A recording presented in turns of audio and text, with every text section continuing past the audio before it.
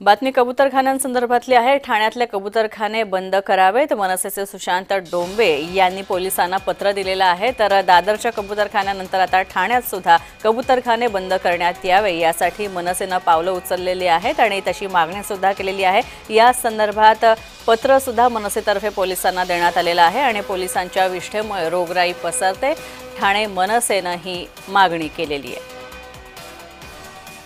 तर आपण पाहतोय दादरमध्ये जैन समाज आक्रमक झाला होता आणि त्यानंतर आता ठाण्यात सुद्धा हीच परिस्थिती आहे।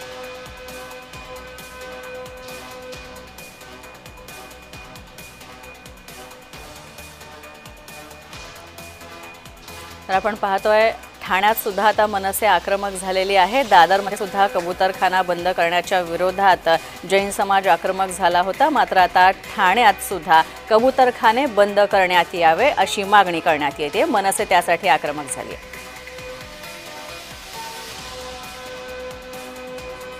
तर यासाठी अधिक माहिती जाणून घेण्यासाठी थेट जाऊयात। आमचे ठाण्याचे प्रतिनिधी कुणाल भुईटे सुद्धा आमच्या सोबत आहेत। कुणाल, दादर नंतर आता ठाण्यात सुद्धा हीच मागणी होते। ठाण्यात काय परिस्थिती आहे?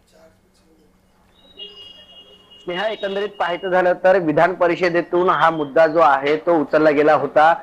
आमदार चित्रा वाघ यांनी हा मुद्दा मांडला होता की कबुतरांमुळे फुफ्फुसाचे आजार जे आहेत ते बळावले जात आहेत आणि त्याचमुळे सर्व कबूतरखाने जे आहेत ते बंद करण्यात यावे अशा प्रकारची मागणी विधान परिषदेमध्ये केली होती। त्यानंतर हे जे कबूतरखाने आहेत ते मुंबई महानगरपालिकेने तर बंद केलेलेच आहेत। मात्र आता ठाण्यात देखील कबूतरखाने बंद व्हावेत अशी मागणी मनसेकडून करण्यात येते। मात्र ठाण्यामध्ये कबूतरखाने असे कुठेही आढळून आलेले नाहीयेत।